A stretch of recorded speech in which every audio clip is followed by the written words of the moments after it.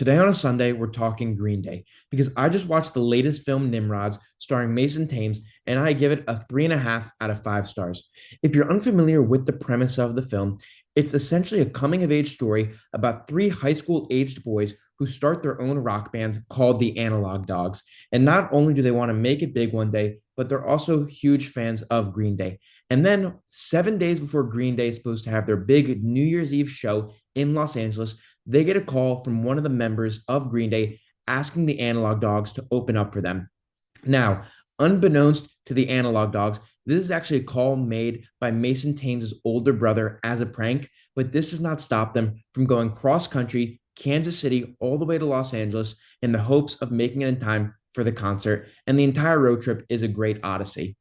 What makes this film is the characters and the acting, which is really essential in such a low budget independent film. And it checks every box. Mason Thames, he's excellent. And then his two friends in the band, they're kind of like his sidekicks. They're also great, playing the roles tremendously well. Where the kid who plays the bass is a complete idiot. He has his hair dyed green. His options in life, I guess, are become a huge rock star or work at a gas station, no in between. So he plays his role very well. And then the drummer, he looks like Buddy Holly. He's a complete nerd. You would never expect him to be in a rock band. He also plays, that role very well. Again, these are two actors I've never seen before, but I'd be happy to see them in more projects because they did a great job. And then also you have McKenna Grace in the film. And somebody said this to me, and I think it's very, very true. What Tom Holland and Zendaya are to Gen Z, it's starting to feel like that's what Mason Thames and McKenna Grace are to Gen Alpha. I know that this is only their second film together, but maybe it's the social media presence of them online or whatever it may be. But they're great in this film. Seeing them just for me, it feels very familiar because I liked Regretting You. Maybe that's a hot take, whatever. But in this film, they're also great together. So the characters are great. And then you have hilarious cameos where you have Fred Armisen. He's like the king of sitcom cameos. If you don't know who I'm talking about, Google his name. You'll recognize the photo immediately.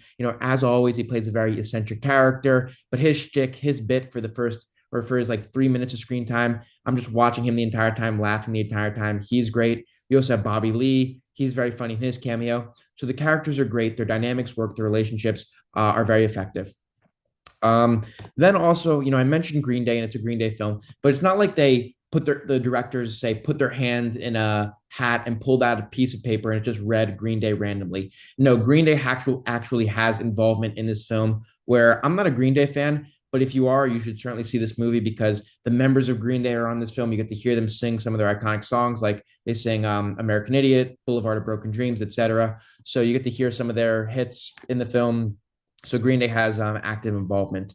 And yeah, so these are just some of the pros. And then I don't want to spoil this film. This is kind of a spoiler-free review, but just to talk about things in general terms, some of the stuff that happens along the journey, it's hilarious. Obviously, there's some sad stuff. You need to have some character development in order for this to be a coming of age story. So the road trip that happens in this brief span of time is really interesting, and you really feel like you're inside of the van with them. As like a fly on the wall, listening to these conversations, and it feels like they've been best friends for a while, and you get really involved, I'd say, in the characters. So those are some of the pros, and then the cons, and they're very minor, but they certainly, at least for me, they detract me a little from the film.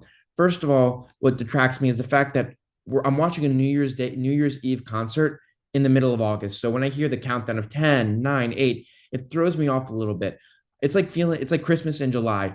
I'm sure maybe this film might have had a small release in 2025 December, but the fact that I'm now celebrating New Year's in August with the wider release, I just didn't like that. It kind of took me away from the film just a little bit.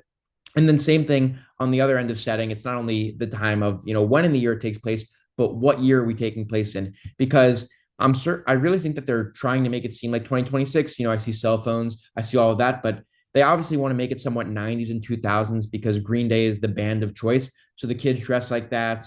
There's even like some rotary phones. They record things on analog video cameras. So it feels like they're going for an earlier feel, yet they still have things from 2026. So sometimes there's like anachronisms, which I didn't like. They kind of threw me off. So the setting is not done that well.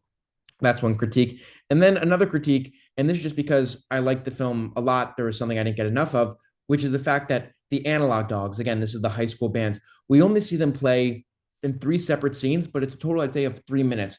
I wish that we got to see like a full scene of them playing one song 3 minutes, no cuts, just the entire thing. That would have been great. Instead, we really never get to hear them like just rock out.